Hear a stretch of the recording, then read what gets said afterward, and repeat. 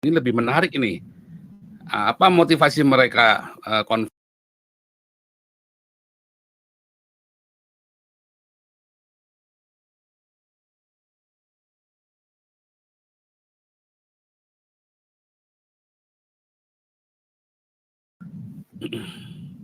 Oke. Di universitas apa, Pak? semua harus dirahasiakan karena memang supaya jangan membawa-bawa semua alma mater termasuk sinode nanti dirahasiakan ya. Saya nggak boleh bilang sinode alma mater itu tidak boleh disebutkan. Ya. Ini masih pertanyaan ringan sih ya, belum masuk yang berat ya. Anda pernah dibilangin ya, Anda pernah dibilangin oleh Deddy Corbuzier, kumis Anda jelek begitu ya, lalu Anda balas, saya kutuk jadi katak dalam tempurung. Kira-kira maksud Anda apa itu katak dalam tempurung? Apakah maksud Anda bahwa nanti Deddy itu menjadi orang yang sempit pemikirannya atau apa? Iya, betul. Jadi memang Pak Deddy Corbuzier sendiri pun saya kemarin bilang sama Pak Deddy Corbuzier, saya nonton ya sebagian, terus saya kok melihat, wah ini mereka ternyata hanya bermasturbasi saja. Saya kan tiap hari live Zoom, ya kan? Saya tiap hari live Zoom, tapi kok nggak nyamperin ke saya, malah meminta pendapat tentang saya dari orang lain, bukannya menanya saya. Itu kan adalah sebuah tindakan yang tidak gentle. Karena kalau Pendeta Muriwali ini kan gentle, nanya daripada katanya orang, lawang punya WhatsApp sendiri, tanya sendiri toh. Harusnya itu orang begitu, yang benar itu kan. Tapi kan sekarang orang karena takut dengan apa yang saya jawab, dia kan takut sebenarnya intinya kan. Makanya saya bilang itulah kodok dalam tempurung. Itu artinya seperti itu. Malah bahasnya masalah kumis. Saya ini lagi kan, saya mocking juga. Kalau kita kan begini, daripada kita menertawakan orang lain kan kita lebih baik menertawakan diri sendiri. Lawang saya punya kumis ini bisa tumbuh saja mujizat kok. Ini kalau saya tidak bernubuat kan nggak tumbuh kumisnya kan. Kan begitu. Jadi intinya beginilah Pak. Hidup itu jangan dibikin tegang, jangan dibikin susah. Kalau kita bisa membuat hidup ini menjadi lebih renyah, kan lebih enak. Hidup ini menjadi lebih penuh dengan tawa.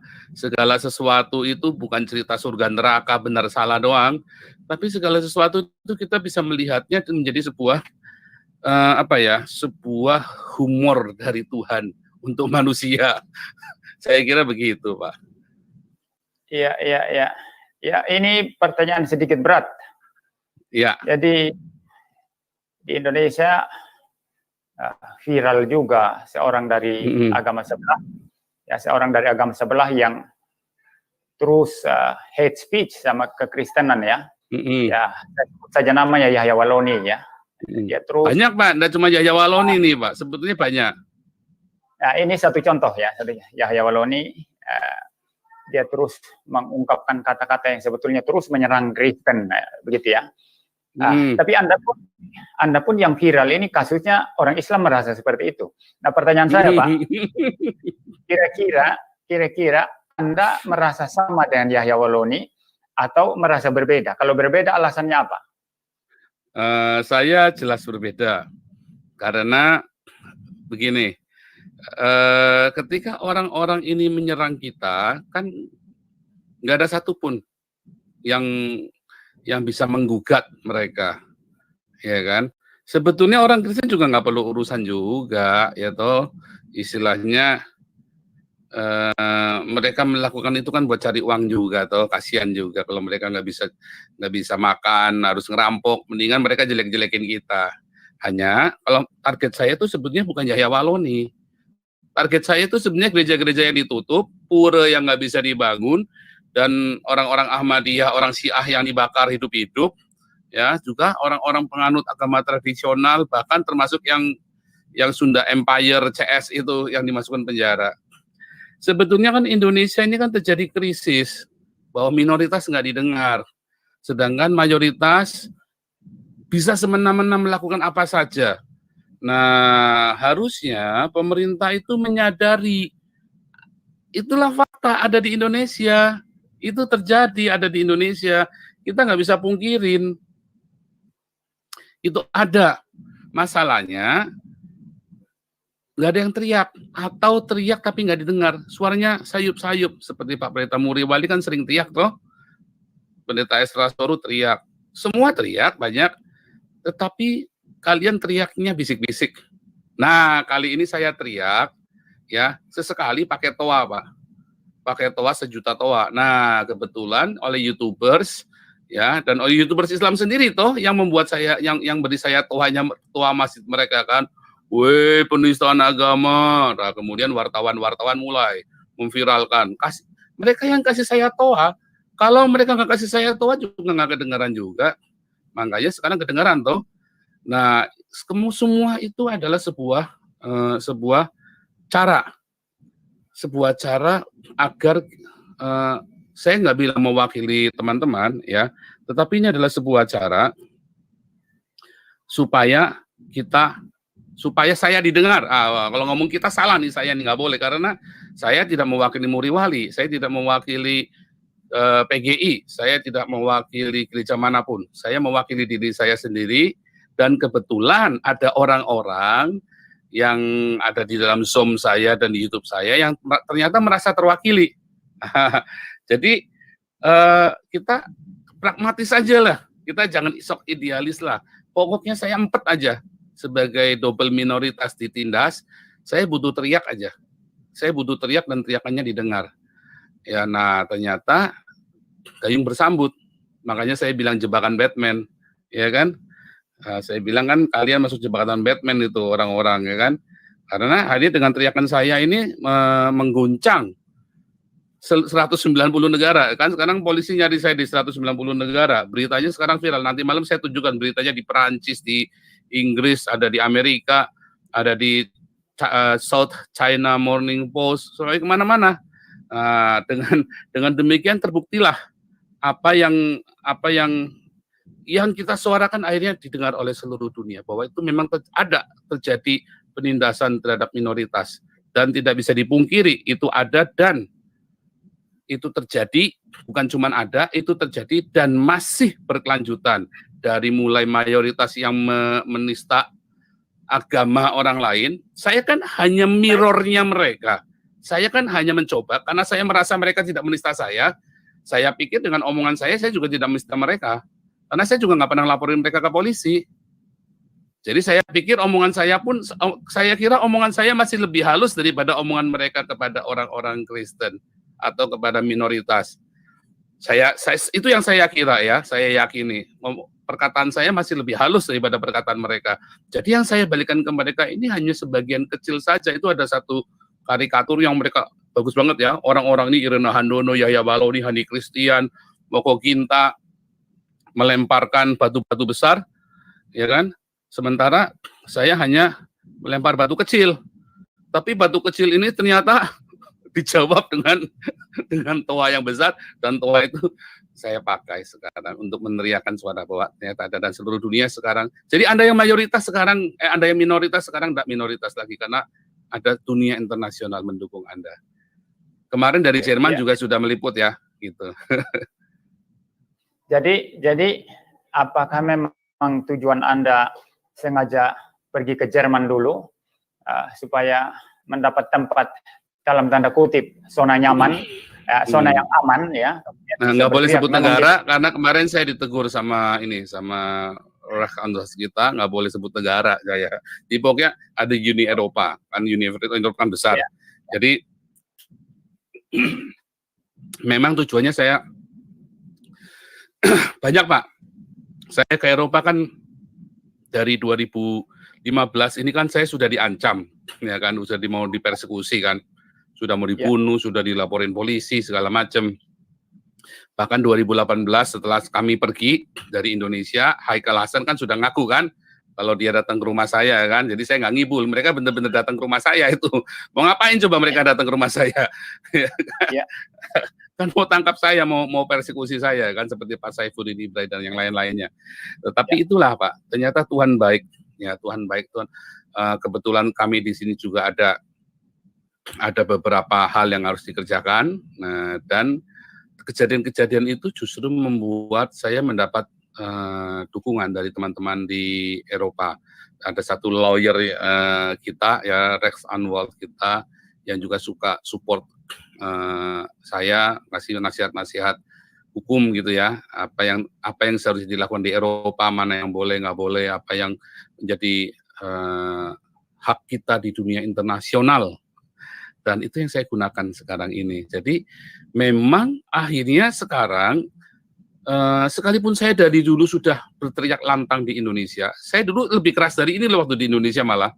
Ini termasuk saya lebih santun karena saya menghargai juga perasaan orang-orang Kristen yang ada di Eropa ini juga kan. Jadi saya juga menghargai perasaan mereka. Dulu kan saya lebih keras lagi di Facebook malah. Tetapi sekarang di YouTube saya bedanya, kalau dulu tulisan, sekarang saya orangnya kelihatan mukanya, bahasa saya kelihatan. Nah, kasusnya apakah saya sengaja melakukan? Iya, saya sengaja melakukannya, dan memang saya safe di sini, saya aman di sini. Untuk itulah saya tidak berhenti mengatakan suara-suara ini, kritik sosial, agama, politik, budaya ini saya tidak berhenti Pak, karena mumpung saya di sini saya aman.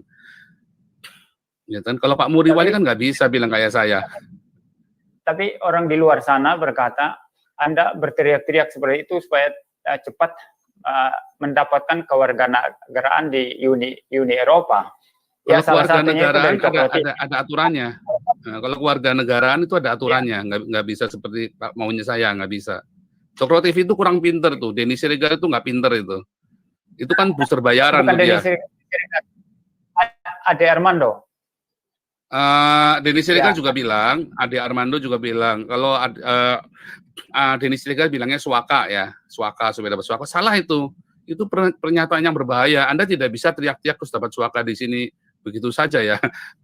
Anda hati-hati, itu Denny Siregar ngomong begitu, hati-hati, nanti akan ada banyak orang-orang teriak-teriak yang nggak karu-karuan, asal ngawur, terus lalu pergi kemari nanti. Wah, hati-hati itu. Nanti Indonesia chaos kalau begitu gara-gara Denny Siregar. Itu hal yang tidak boleh diungkapkan di media oleh Denny Siregar dan Ade Armando.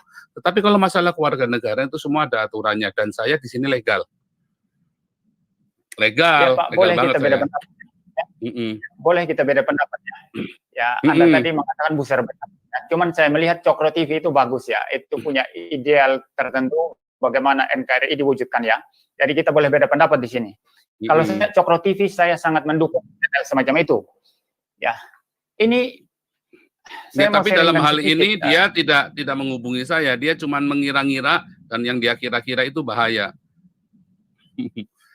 Padahal saya tiap hari live, bahkan saya sudah sambangin ke temennya dia, si Eko-nya itu, malah ngomongnya saya tidak mau memberi Paul panggung. Wah, itu kan juga omongan yang salah.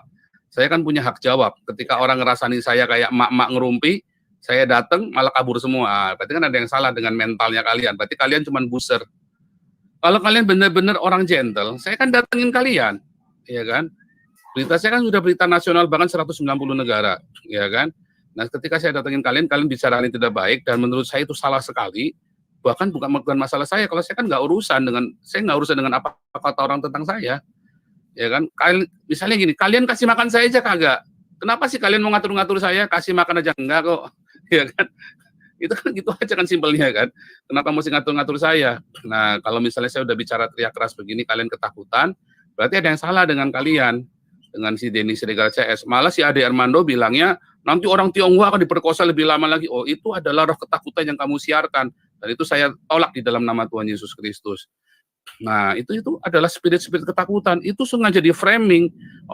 Orang-orang ini memframing. Jadi jangan berpikir Anda ini orang-orang baik. Enggak ya, mereka itu bekerja bukan karena baik, mereka itu sudah ada agenda juga. Kalau mereka bekerja dengan baik, mereka Pak akan tanya yang objektif. Saya sedikit menyampaikan pandangan saya, Pak. Pandangan saya, Ya, kalau dilihat dari apakah bermanfaat atau tidak ya, dalam pengertian kalau memikirkan kepentingan orang banyak ya. Nah ini gini, kalau status Pak Paul sekarang menjadi buronan ya, tentu Pak Paul sendiri juga menjadi tidak tenang, saya kira, merasa diawasi terus ya, merasa tidak nyaman. Dan di sisi lain kami yang ada di Indonesia ini jelaslah itu pasti menimbulkan masalah ya, menimbulkan masalah khususnya bagi minoritas. Itu mungkin ada perasaan tidak aman tertentu ya, karena kasus Pak Paul ini seperti itu. Jadi bagi saya sebetulnya ketika Pak Paul sekarang ini buron ya, itu memang menimbulkan kerugian yang double. Pak Paul sendiri rugi ya, karena tidak bisa bebas. Lalu yang di Indonesia yang minoritas mungkin saja hubungan mayoritas dan minoritas itu bisa ada guncangan atau apalah begitu ya. Sehingga kalau saya Pak Paul, saya melihat kalau seandainya Pak Paul ini cukup gentle ya, misalnya menyerahkan diri kepada polisi ya, lalu diproses secara hukum, dibawa ke Indonesia, palinglah nanti tuntutannya itu 5 tahun penjara kan, sebagaimana yang tersiar kan di berita-berita, 5 tahun penjara, lalu nanti sama hakim diputuskan 2 tahun atau 2 tahun lebih. Setelah itu masuk ke dalam penjara, dipotong-potong nanti paling ya tinggal 1 tahun lebih. Dan setelah itu Pak Paul bebas ya. Dan mungkin ya kalau Pak Paul, menurut saya ya, kalau Pak Paul bisa gentle semacam itu yang mulutnya kotor di pihak sebelah itu diakui atau tidak ya, seperti Yahya Walloni atau yang lainnya juga mungkin bisa diproses Pak. Saya kira Yahya Walloni itu sudah ada laporan sudah lama tapi nggak diproses. Cuma kalau menggunakan momentum ini mungkin saja saya kira polisi memproses Yahya Walloni.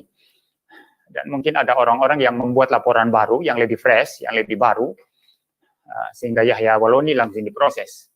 Seperti itu ya, ini pendapat saya. Jadi kalau Pak Paul misalnya menyerahkan diri dan gentle, mungkin keuntungannya untuk kepentingan orang banyak itu jauh lebih bagus, ya, jauh lebih baik ya. Tetapi saya tahu Pak Paul juga mempunyai agenda sendiri, mempunyai pandangan sendiri tentang kasus ini.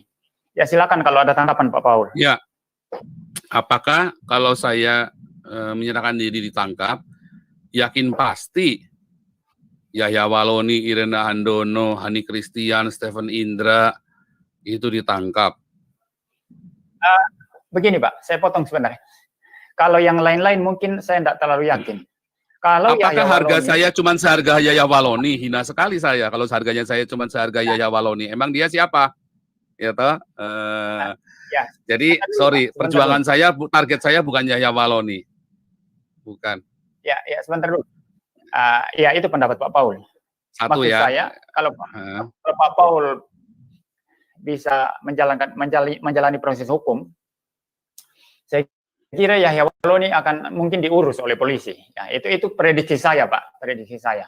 Ya kalau masalah harga Yahya Walloni sama Paul Zhang sama atau enggak itu ya bergantung tafsiran Bapak lah begitu. Ya, mungkin ada agenda apa, Pak? Sehingga masih mau tetap buron, begitu. Agenda apa? Silakan, Pak, di-sharingkan. Ya, jadi bukan masalah agenda apa sehingga tetap buron, tetapi begini ya. Masalahnya adalah tujuan saya, target saya itu bukan Yahya Walloni. Yahya Walloni itu terlalu hina. Itu saya juga nggak pernah ngelaporin Yahya Walloni ke polisi juga. Saya sih nggak urusan dia ngomong apa ya. Hani Christian, Irena Handono mau bilang apa, saya juga nggak urusan. Yang menjadi masalah adalah apa sih yang mau kita target, mau kita kejar dengan begini? Emang dikira ini cuma mana ya yang nggak taruh rekening di YouTube-nya? Cuman saya loh. Satu itu ya, YouTube mana. Kedua, saya tidak bikin YouTube buat cari uang. Ya. Kedua, saya tidak cari YouTube, bikin YouTube buat saya terkenal. Saya punya masa lalu yang tidak baik. Dan banyak orang yang pernah saya sakiti. Jadi kalau saya makin terkenal, sebetulnya makin rugi buat saya. Orang jadi tahu saya, orang bisa caci maki saya. Karena saya punya masa lalu yang nggak baik. Dan seharusnya kan saya jangan menampakkan diri. Tetapi karena saya punya satu saya punya satu visi yang berbeda. Ada hal yang lain yang harus saya perjuangkan. Nah, yang saya perjuangkan ini yang orang pada nggak ngerti kan. Kalau kebanyakan orang-orang yang nggak ngerti ini kan dia nggak ngerti apa yang saya perjuangkan.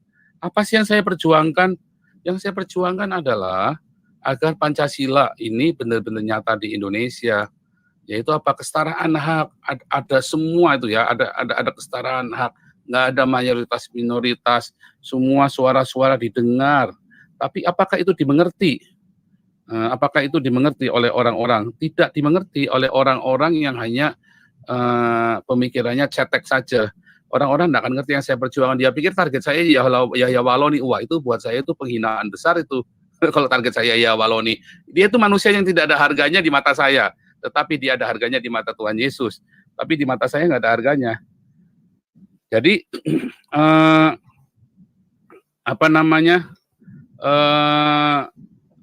Yahya Waloni itu nggak ada artinya untuk ditukar dengan jiwa saya, nyawa saya, dan keluarga saya.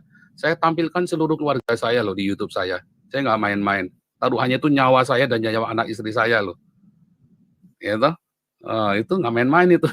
Siapa yang berani begitu YouTubers? Cuman saya. Nah, bukan saya sombong, bukan, karena saya punya tujuan, saya punya target, ada yang harus saya capai, bukan cuman suaranya menggema Pak Pendeta Wali.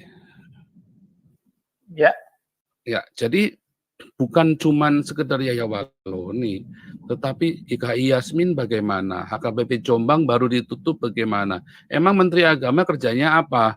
Begitu sekarang dengar nama Nabi ke-26 kejang-kejang tuh Menteri Agama kan, ya kan? Bagaimana dengan persekusi orang-orang minoritas yang lain? Ahmadiyah dibakar hidup-hidup, dulu Gavatar juga diusir rame-rame dari rumahnya mereka di Kalimantan. Kita punya target supaya inilah perjuangan suara minoritas yang kita perjuangkan. Inilah yang kita mau perjuangkan bersama. Apakah itu didengar? Kita nggak tahu. Kita nggak tahu seberapa orang-orang ini sadar. Mereka kan cuma tahunya kan, wah ini menghina, menghujat. Nah sekarang saya cuma ngatain satu kata, satu kalimat saja, mereka udah kejang-kejang. Tahu nggak mereka berapa banyak minoritas yang mereka tindas atas nama agama Islam, ya kan? Atas nama Allah Akbar dan agama Islam loh mereka teriak-teriak itu. Mereka sadar nggak? Ya. Beberapa orang sudah mulai sadar seperti siapa kemarin itu. Saya lupa ya, Iyas Supiakta sama siapa itu kemarin.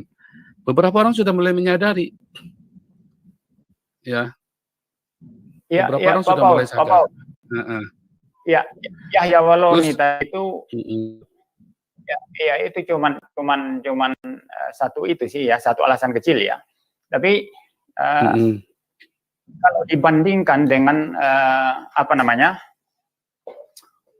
akibat daripada kasus Pak Paul ini ya, dampaknya terhadap Indonesia secara keseluruhan ya, kalau tidak selesai misalnya ini bagi saya ya seperti ada sesuatu duri dalam daging ya, di dalam hubungan mayoritas dan minoritas ya, sehingga sebetulnya sadar atau tidak ini bisa berdampak mempersulit minoritas ke depan dalam segala bidang. Karena masih ada kasus Paul Sam yang belum selesai begitu ya. Seperti itu. Jadi ini ada yang tulis-tulis di live chat ya. Ya, saya bukan ada roh ketakutan, tetapi saya juga memikirkan perkara yang lebih besar ya. Perkara yang lebih besar, bagaimana kekristenan, bagaimana minority di Indonesia hidup ya. Penyelesaian kasus Pak Paul ini diselesaikan dengan baik atau tidak baik ya. Saya berani mengatakan akan mempunyai satu dampak atau pengaruh yang besar ya bagi kehidupan minoritas di Indonesia seperti itu. Jadi saya tidak tahu apa Pak Paul mungkin pernah pikirkan ini atau tidak. Emang dampaknya apa? Misalnya kalau jadi gini, kalau kasus Pak Paul ini terkatung-katung terus ya. Iya, dampaknya apa? Dampaknya? Minoritas misalnya. Sekarang misalnya saya katakan seperti saya mau jadi bupati atau mau jadi gubernur, orang akan gampang memainkan isu agama, ya. Oh, lihat kasus Paul Sam belum beres kok, jangan pilih orang Kristen. Nah, itu salah satu contoh sederhana, Pak. Di dalam bidang-bidang lain itu mungkin masih banyak, Pak. Bukannya sekarang juga sudah begitu? Bukannya sekarang sudah begitu? Faktanya sekarang sudah begitu, jangan pilih orang Kristen. Nah, itu Ahok, jangan pilih Ahok, jangan pilih Ahok, kafir. Kan nyatanya sama toh. Jadi saya bilang, ada saya atau tidak, ya jangan bilang Indonesia. Nah ini kemarin ya banyak orang berpikir ya bahwa ini hubungan antar agama sudah baik-baik saja di Indonesia. Siapa bilang baik-baik saja? Kalau kalian diem saja ya baik-baik saja. Kalau kalian protes ya nggak baik. Nah itu kan, itu namanya bukan hubungan yang baik, itu namanya hubungan perbudakan. Dan kalian mau diperbudak. Dan kalian mau diperbudak oleh roh ketakutan. Jadi Anda yang bilang nggak takut, bohong. Anda takut sebenarnya. Ya. Dalam nama Yesus saya hardik roh perbudakan itu dari hidupmu. Kalau saya nggak takut, Pak. Ya berarti kan Bapak tadi takut nanti kami minoritas dipersulit. Berarti kan itu takut. Tidak, itu tidak lahir dari ketakutan, tapi itu lahir dari ketakutan. Bukan. Itu dari perspektif ya bahwa kita sebetulnya mempunyai kesempatan, oleh karena ada hal ini maka kesempatan itu hilang. Ya ini bukan ketakutan. Itu ketakutan namanya. Oke lah. Itu namanya ketakutan. Sampai sekarang pun kalian tidak punya kesempatan buat, nggak bisa kalian punya kesempatan bagus buat jadi pejabat negara. Ya kan bisa aja cuma jadi pembantu-pembantu kayak menteri, kayak pegawai BUMN. Tapi suruh jadi pemegang satu ini polusi bisa nggak bisa, kayak jadi gubernur ya kan, jadi ketua MPR, ketua DPR susah, jadi panglima. Nah ini baru sekarang nih Kapolri itu kan. Saya enggak sependapat ya Pak Paul ya. Ya kan Pak Pendeta Muriwali kan tanya pendapatnya saya toh. Jadi kalau saya menjawab boleh-boleh saja toh. Ya boleh. Jadi gini, ini pendapat saya. Ya, apalagi kalau menurut iman Kristen saya yang percaya bahwa Tuhan berdaulat dalam segala hal, dalam segala sesuatu yang mustahil bagi orang ini kok mustahil, ini tidak bisa. Tuhan bisa jadikan ya. Cuman memang kita orang Kristen ada tanggung jawab tertentu, yang mana yang perlu dibereskan kita bereskan, yang kita tidak mampu bereskan kita serahkan kepada Tuhan ya. Jadi ini hanya saran saja, hanya sesuatu wawasan dari saya, Pak. Silakan yang saya lakukan sama yang Martin Luther lakukan bedanya apa? Martin Luther King maksudnya? Atau Martin Luther reformator gereja? Reformator gereja.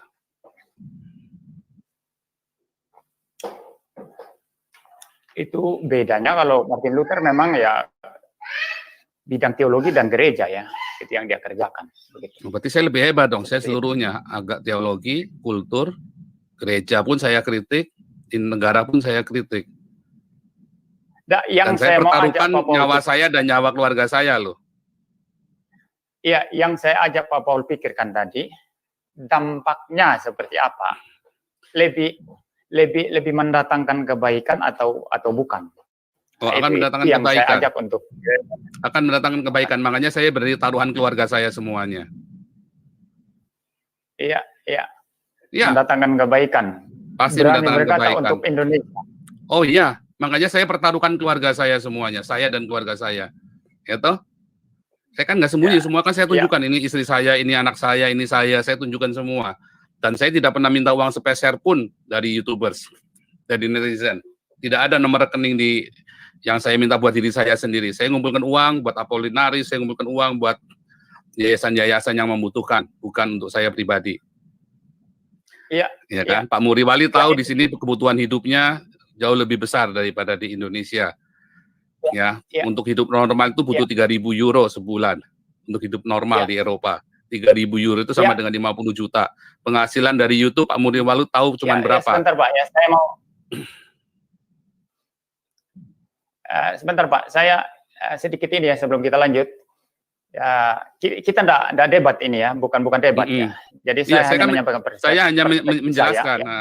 Jadi saya tidak mendebat Pak Muriwali. Pak Muriwali bertanya, saya menjawab, menjelaskan kepada netizen. apa yang saya lakukan ini tujuannya apa yang saya yakini, ya kan? Ya, saya sedikit menanggapi ini, ada yang tulis-tulis di live chat ya. Muriwali botol dan penakut katanya begitu. Ini pasti Banci yang tulis ini ya. Saya datang ke kandang Islam berdebat di sana, tapi debatnya maunya apa namanya itu debat yang akademik kan. Nah makanya saya marah kalau tidak akademik kan begitu. Kalau hanya sekedar yel-yel mengganggu dan lain sebagainya ya. Saya bukan botol ya. Saya betul-betul memberikan perspektif di sini mana yang mendatangkan kebaikan bagi lebih banyak orang ya, bagi khususnya minoritas, dan saya kira bukan hanya masalah mayoritas minoritas, tapi sebagai orang yang tinggal di negara Kesatuan Republik Indonesia mendatangkan kebaikan bagi bangsa dan negara kita. Pak Paul, Anda di dalam telepon kita, percakapan telepon kita, Anda juga menyinggung GKI Yasmin. Ya, Anda mau sharingkan perspektif Anda tentang GKI Yasmin? Ya, saya tidak kenal orang-orang di GKI Yasmin ya, juga di HKBP Jombang, juga yang kemarin yang ada gereja lagi ibadah online ditoain di depan rumahnya, ya kan? Dan juga pura yang di Bekasi yang dilarang oleh warga. Itu pertanyaan besar buat saya, ya. Yang itu seakan-akan nggak ada di Indonesia.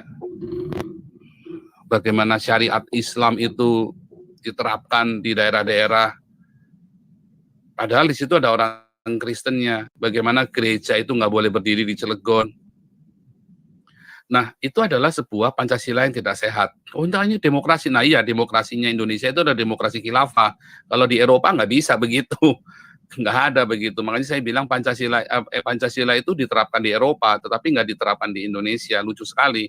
Eropa itu lebih Pancasila daripada Indonesia. Dan itu yang sedang kita gugat Indonesia. Dan itulah perjuangan saya. Itulah makna perjuangan saya. Nggak cuma buat orang Kristen aja, tapi untuk orang minoritas yang lain. Kebetulan saya double minoritas. Saya merasakan. Jadi kalau ditanya, emang kamu tahu apa? Saya tahu persis saya double minoritas. Kalau kemarin saya cerita masa lalu saya, bukan berarti saya kepahitan. Tetapi saya sedang cerita, saya merasakan yang kalian rasakan. Entah kalian mau mengakui atau tidak, itulah yang saya alami sebagai double minoritas. Kebetulan saya tinggalnya di desa dulu, makanya saya tahu persis perasaan dan perlakuan itu. Saya sekolah di SMP negeri, SMA negeri, dan saya tinggal di desa, makanya saya tahu persis artinya double minoritas itu apa. Kalau kalian yang tinggalnya di Jakarta, sekolahnya di Semak 1, Semak 2, ya kalian nggak berasa. Ya, tapi saya yang tinggal di desa, kita tiap hari kita ketemu dengan orang-orang ini, maka saya tahu persis rasanya seperti apa. Ya, kalau kalian tinggalnya di perumahan-perumahan elit, ya, terus sekolahnya di Semak 1 gitu kan, atau Anda sekolah di Pelita Harapan, ya nggak berasa lah. Nah makanya itu bodoh sekali orang-orang Tionghoa yang mengatakan bahwa kita nih aman-aman damai. Nggak ada. Lihat itu di YouTube saya, di Zoom saya. Itu kan akhirnya kan semua orang mengakui. Itu ada, bukannya nggak ada. Dan itu yang saya perjuangkan. Bukan Yaya Waloni nggak ada harganya. Itu mah nggak usah dibiarin aja.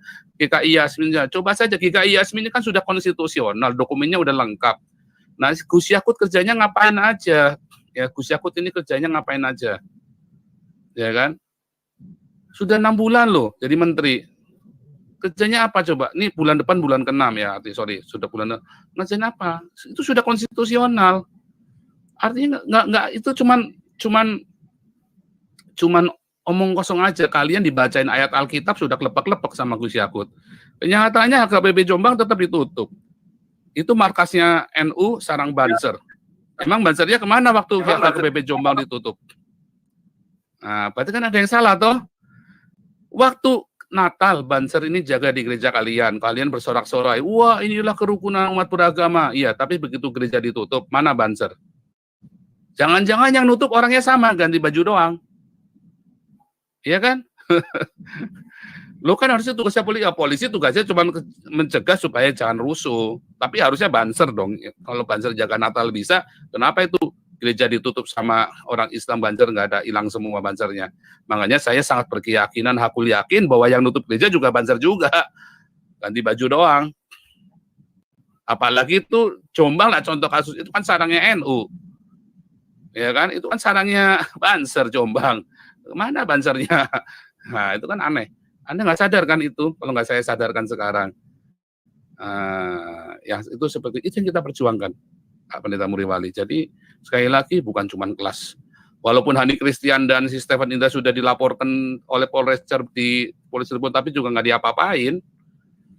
Artinya memang tidak ada keadilan. Di Indonesia itu nggak ada keadilan itu. Yang ada itu adalah kalian nurut sama orang mayoritas, kalian baik-baik saja, kalian bayar. Kalau kalian nggak bayar ya dibom, kayak gereja Katolik yang kemarin itu dibom. Kalau kalian bayar, ya kayak gereja-gereja tertentu yang gede-gede itu kan bayar, ya kan, bayar kisas itu, ya aman. Kalau kalian nggak bayar ya nggak aman. Pokoknya itu udah fakta di Indonesia. Jangan bilang nggak ada. Oh, saya lihat dengan mata kepala sendiri. Jangan bilang nggak ada. Saya kan juga salah satu pejabat di sebuah gereja, jadi saya ngerti dalam-dalamnya juga. Dulu saya dari gereja yang besar juga, saya ngerti apa yang mereka lakukan, ya kan. Apakah itu mau dilakukan seperti itu terus?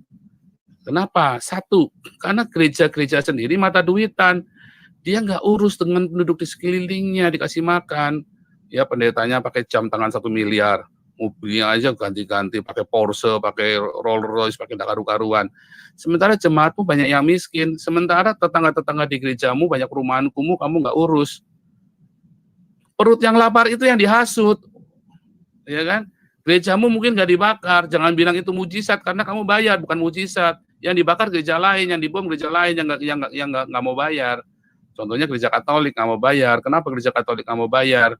Karena mereka diaudit, mereka nggak bisa pakai duit seenaknya sendiri, nggak macam gereja karismatik yang bisa diputar-putar duitnya kemana-mana. Kalau gereja Katolik kan diaudit sama dunia internasional. Setiap gereja di Indonesia itu nggak main-main. Makanya selalu jadi sasaran, apalagi gereja Katolik yang paling sering melakukan diakonia, bagi-bagi sembako, walaupun tidak pernah pakai atribut, ya kan? Tetapi setidaknya di sekelilingnya gereja, ini saya bilang gereja Katolik contohnya, saya nggak ada lagi gereja Toraja juga, itu juga sering ini ya. Tetapi gereja-gereja yang sering berdiakonia ini, akhirnya mereka banyak memenangkan jiwa di sana. Memang pada kenyataannya seperti itu. Tanpa mereka harus teriak-teriak saya dari gereja ini itu. Itulah faktanya Pak Pendeta. Jadi perjuangan kita belum selesai, masih panjang. Kalau saya suruh menyerahkan diri karena masalah gentle nggak gentle, oh ini bukan masalah gentle nggak gentle.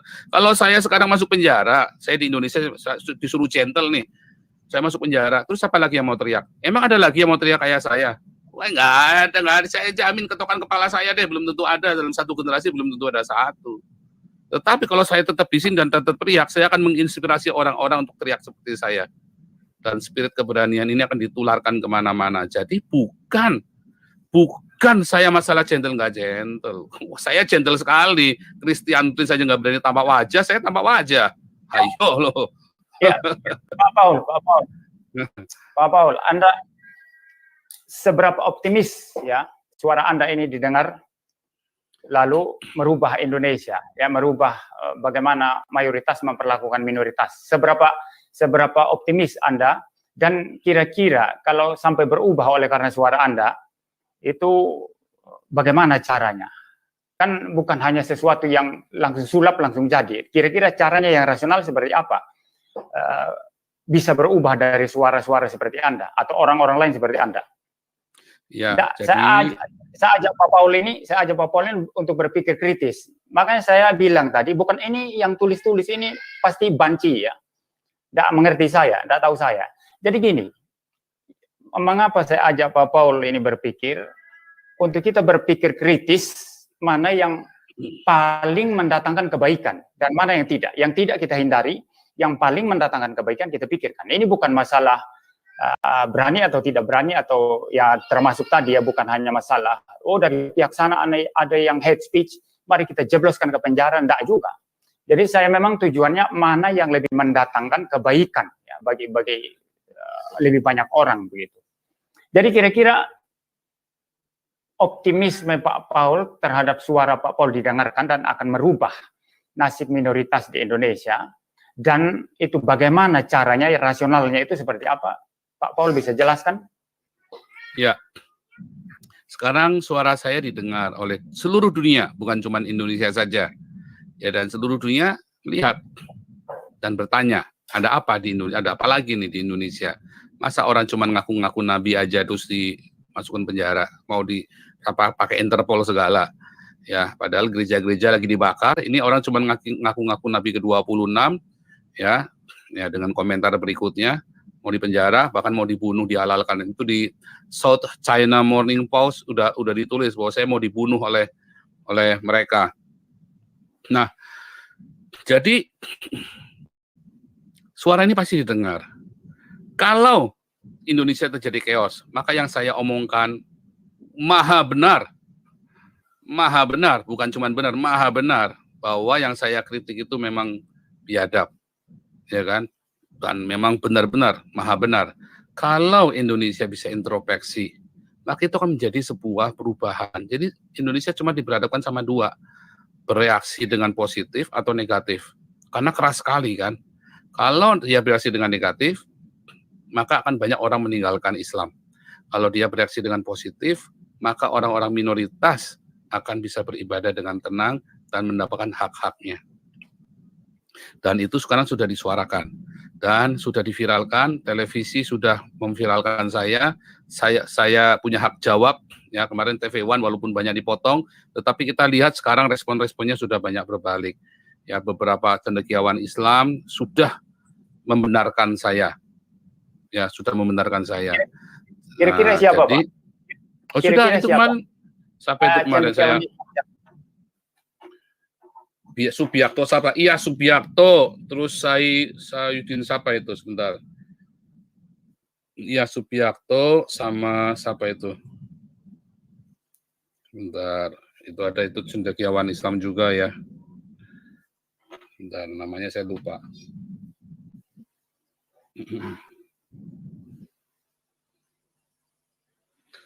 Iya, Subiakto, satunya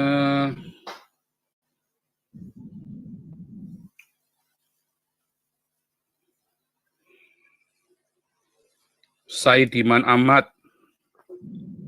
Ya, saya nggak. Ini orang juga kasih saya. Ya, nanti bisa dicek aja lah mereka. Saya nggak tahu mereka dari mana. Ya, tetapi dengan mereka mulai bersuara, nanti akan ada lagi yang bersuara lagi. Mereka bertanyakan kan. Akhirnya kan sekarang semua bertanya-tanya. Bahkan dari gerakan mahasiswa gerakan pluralisme. Saya dengar kemarin sudah mulai bergerak untuk menuntut supaya Yahya Waluni dipenjarakan, ya kan? Dan isu DPR pun, ketua DPR kemarin sudah bilang Yahya Waluni harus dipenjara tuh. Sekarang ketua DPR pun sudah bilang, ya kan? Tadinya ada yang bilang enggak ada, tutup rapat-rapat semuanya. Sekarang ketua DPR pun bilang Yahya Waluni harus dipenjarakan, ya kan? Ketua NU pun sudah bilang harus diproses Yahya Waluni, ya kan? Dan bukan cuma Yahya Waluni, dia sebut satu-satu, termasuk Mualaf Center. Harusnya itu dipenjarakan semua itu, karena penistaan agama itu. Hani Christian, Stephen Indra, udah bohong besar itu. Bangun Samudra, grupnya Ustadz Kaimana, Irena Handono, harusnya dipenjarakan tuh. Dan itu sudah disuarakan rame-rame sekarang. Tapi target kita bukan itu. Target kita adalah bagaimana supaya minoritas ini bisa beribadah dengan tenang.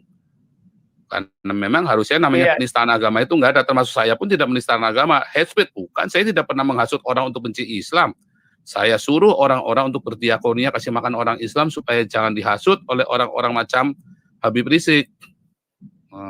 Nah itu yang dipotong. Pak Paul, yang Anda belum jawab tadi, Anda baru bicara mengenai suara-suara, lalu ada ulama-ulama Islam yang itu kan dari mulai aspek kognitifnya dulu kita beresin. Habis aspek kognitifnya, maka mereka akan ada aspek afektifnya. Harus mereka udah oke, berarti ternyata mendatangkan manfaat nih kerjanya si Paul ini. Jadi benar nih. Begitu mereka meresponi, maka dunia akan melihat, oh Indonesia sudah ada toleransi yang benar nih. Ternyata ada keadilan, orang-orang yang menista agama Kristen pun dipenjarakan. Atau mungkin kalau kita hapuskan undang-undang penistaan agama, kalau begitu, maka Apollinaris harusnya dibebaskan, ya kan? Apollinaris Darmawan juga dibebaskan, udah nggak ada lagi penistaan agama lagi. Terus kalau sudah nggak ada penistaan agama lagi, maka seharusnya yang terjadi adalah gereja-gereja pura-pura Ahmadiyah, Syiah itu harusnya sudah mulai agama-agama tradisional, agama-agama lokal itu harusnya diizinkan. dan kolom agama di KTP itu disingkirkan, dihapus, karena itu nggak benar kolom agama di KTP itu membuat diskriminasi. Nah, itu aspek yang kedua, afektifnya. Maka yang ketiga nanti psikomotoriknya akhirnya kan ada kedamaian. Ya, gereja-gereja pun mulai bisa berinteraksi dengan sehat. Hubungan yang sekarang itu bukan hubungan yang sehat antara mayoritas dengan minoritas, tapi kalian sedang didikte dan diintimidasi. Makanya selalu ada kata khawatir, takut, nanti kita malah tambah didiskriminasi. Itu adalah bentuk dari roh intimidasi. Itulah roh perbudakan Mesir. Ya, gitu Pak Muriwali. Pertanyaan saya intinya gini. Anda mengatakan suara Anda mulai didengar di mana-mana, ya. Tapi kalau bicara Indonesia, sudah ada tokoh yang sangat besar sekali, bahkan pernah jadi presiden, yaitu Abdurrahman Wahid, Gus Dur, ya, yang sangat-sangat moderat, sangat-sangat mengasihi minoritas, ya, sangat-sangat memperhatikan minoritas. Tokoh sebesar ini pun belum mampu merubah apa yang terjadi, kan, seperti itu. Ya, jadi karena dia sendirian. Karena dia sendirian. Nah, sekarang dengan munculnya saya, maka akan banyak orang muncul seperti saya lagi. Sebentar dulu, Pak. Yang saya tanyakan ini, ya, setelah Anda bersuara, ya, dan disambut banyak orang, kira-kira secara rasional, secara logis itu bagaimana bisa mengubah? Ya, bagaimana bisa mengubah? Kalau cuma sekedar bersuara, banyak yang bersuara, saya kira, ya. Kalau cuma sekedar bersuara, didengar apa enggak? Masalahnya didengar apa enggak suaranya? Bentar dulu, Pak. Karena ini sebetulnya berkaitan dengan mempunyai hubungan dan aspek politis, ya.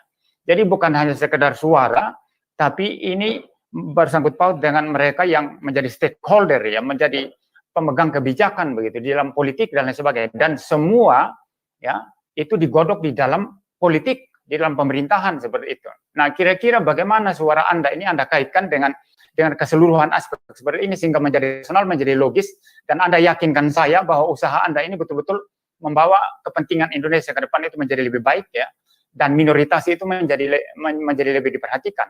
Saya minta penjelasan rasional, Pak Paul. Silakan, Pak. Gus Dur itu kerja sendirian, dia presiden, dia sendirian, 2 tahun dilengserin. Yang lengserin siapa? Mana orang NU mau pasang badan buat dia? Semua diam semua. Bahkan anak buahnya dia yang dari PKB pun berkhianat, kan? Ya kan? Artinya apa? Artinya dia sendirian kerjanya. Orang Kristen cuma ngikut-ngikut doang. Dan waktu di zaman itu orang Kristen nggak ada yang berani bersuara untuk membela Gus Dur. Ya kan? Nah, sekarang saya kerja sendirian, tetapi akan ada banyak orang bermunculan. Kalau saya menyerahkan diri seperti saran Pak Muriwali, maka saya orang bodoh. Ya kan? Suara saya akan hilang ditelan oleh massa. Nah, sekarang saya perlu teriak lebih keras. Kan Bapak tanya caranya saya toh. Logikanya toh. Pak, dengarkan lagi baik-baik, Pak. Kalaupun banyak orang bersuara menyambut, katakanlah Pak Paul ini memukul gong, ya. Iya, saya belum selesai, Pak. Saya belum selesai bicara, Pak. Saya tahu, Pak. Ya, silakan. Iya. Silakan. Bapak kan bilang sekarang nyatanya kita itu digerakkan oleh politik. Iya, saya akan bicara sampai politik tidak bisa berkutik. Ya. Kalau seluruh dunia menekan Indonesia, makanya ini sekarang saya lagi pers di seluruh dunia sekarang sudah bicara tentang hal ini. Ya, tentang hal yang paling konyol. Belum, Pak. Saya belum selesai, Pak. Saya belum selesai, Pak. Oh ya, silakan. Iya, kalau saya belum selesai dipotong terus nanti nggak kelar-kelar, nanti akhirnya Pak Muriwali nyetir saya supaya saya setuju dengan Pak Muriwali namanya ini, Pak. Nggak boleh, Pak. Tidak. Kan Bapak nanya saya kan. Tapi kalau caranya Bapak itu tadi Bapak sedang mengontrol saya supaya saya setuju dengan Pak Muriwali. Nah, itu enggak, Pak. Saya tidak akan pernah setuju dengan Pak Muriwali dengan cara menyerahkan diri dengan bodoh seperti itu. Karena saya punya hikmat dari Tuhan yang lebih dari itu. Jadi begini, Pak. Saya akan teriak terus sampai dunia internasional itu menekan Indonesia. Sehingga Indonesia akan diboikot oleh dunia internasional karena ketidakadilan yang terjadi di Indonesia. Oh, itu sudah terjadi, Pak. Dengan banyak hal, Pak. Indonesia bisa disetir, Pak, bisa diboikot, Pak. Gara-gara masalah human rights ini, Pak. Dan itu yang saya teriakan. Dan kalau ada banyak orang yang teriak seperti saya yang dari luar negeri, nggak cuma saya, ya itu kan benar-benar terjadi. Dan itu kan sangat rasional sekali. Makanya, ayo saya suruhkan teman-teman semua yang di luar negeri, yang sudah bukan warga negara Indonesia, teriak sekeras-kerasnya tentang Indonesia. yang kita bela adalah saudara-saudara kita, sahabat-sahabat kita. Bagaimanapun juga kalian semua lahir di Indonesia. Dan yang kedua, ya, Indonesia karena dihadapi pilihan, mereka mau ditekan untuk nangkap saya nggak bisa, ya, dan mereka juga nggak mau tangkap Yahya Waloni kan, nggak berani kan. Jadi bagaimana? Harus dicabut undang-undang penistaan agamanya, ya jalannya cuma itu. Akhirnya kan sekarang nanti bisa nggak ada undang-undang. Coba lihat ya dalam waktu ke depan undang-undang penistaan agama itu kan dihapus dari Indonesia. Saya yakin sekali itu, sangat yakin sekali. Mau nangkap saya nggak bisa, mau menjarain Walaf Center CS nggak bisa, ya kan? Karena mereka juga punya backingan kan. Nah sekarang saya nangkap di sini